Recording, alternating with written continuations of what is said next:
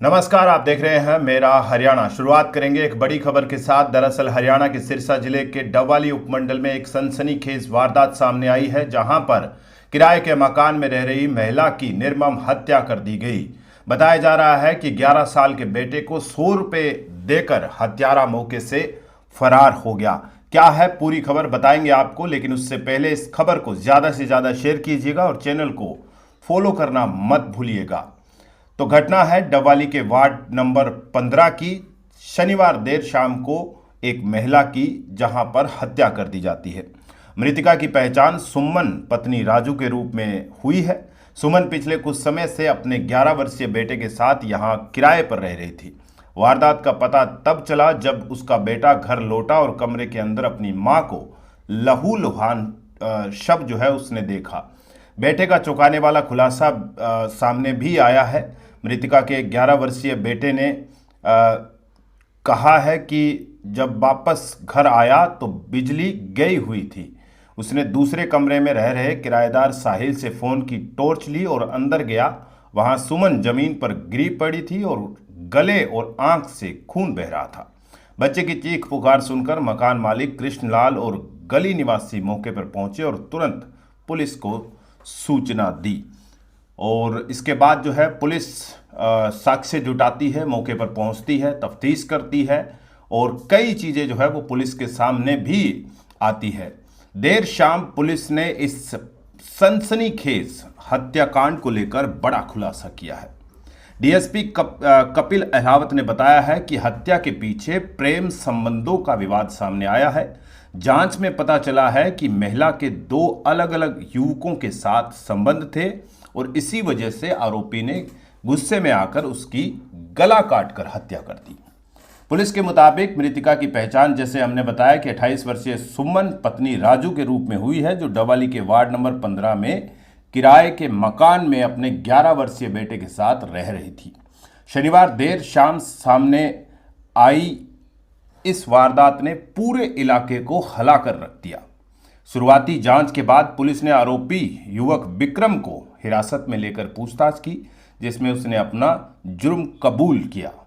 जांच के दौरान सामने आया कि शुक्रवार रात आरोपी विक्रम महिला सुमन के घर पहुंचा था। उस समय घर में उसका 11 वर्षीय बेटा मौजूद था। पुलिस के मुताबिक विक्रम ने बच्चे को 100 रुपये देकर घर से बाहर भेज दिया।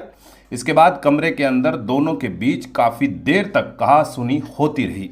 विवाद का कारण महिला का एक दूसरे युवक के साथ संबंध बताया जा रहा है। पुलिस अधिकारियों के मुताबिक बहस के दौरान विक्रम का गुस्सा इतना बढ़ गया कि उसने तेज धार हथियार से सुमन के गले पर कई वार किए। फोरेंसिक जांच में महिला के गले पर गहरे घाव मिलने की पुष्टि हुई है। ज़्यादा खून बहने के कारण महिला की मौके पर ही मौत हो गई। फोरेंसिक विशेषज्ञों का कहना है कि मौत से पहले महिला कुछ समय तक तड़पती रही। पूछताछ में सामने आया है कि सुमन की शादी साल 2014 में हनुमानगढ़ निवासी राजू के साथ हुई थी। परिजनों के मुताबिक शादी के कुछ समय बाद ही दोनों के बीच रिश्ते बिगड़ने लगे। बताया गया कि पति शराब पीने का आदी था और इसी कारण अक्सर झगड़े होते थे। करीब 3 साल पहले सुमन अपने मायके के पास डबवाली में किराए के कमरे में रहने लगी थी। परिवार के मुताबिक सुमन के 2 बेटे हैं। एक बेटा अपने पिता के साथ रहता था, जबकि दूसरा बेटा सुमन के साथ रहता था। हालांकि पति पत्नी के बीच मनमुटाव होने के बावजूद दोनों का कानूनी तौर पर तलाक नहीं हुआ था।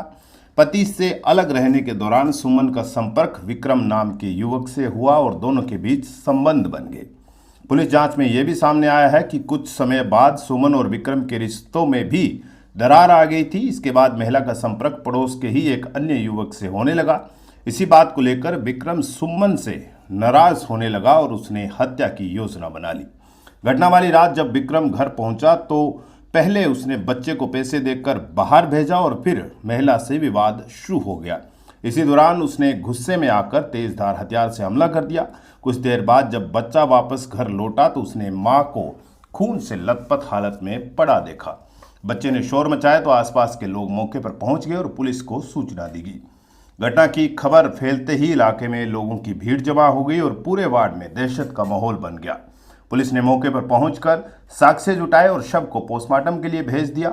जांच के बाद आरोपी को हिरासत में लेकर पूछताछ की गई, जिसमें उसने हत्या की बात कबूल कर ली। पुलिस का कहना है कि मामले की आगे की कानूनी कार्रवाई की जा रही है और जल्द ही आरोपी को अदालत में पेश किया जाएगा। इस हत्याकांड ने डबली क्षेत्र में सनसनी फैला दी है और लोग इस दर्दनाक घटना को लेकर स्तब्ध है।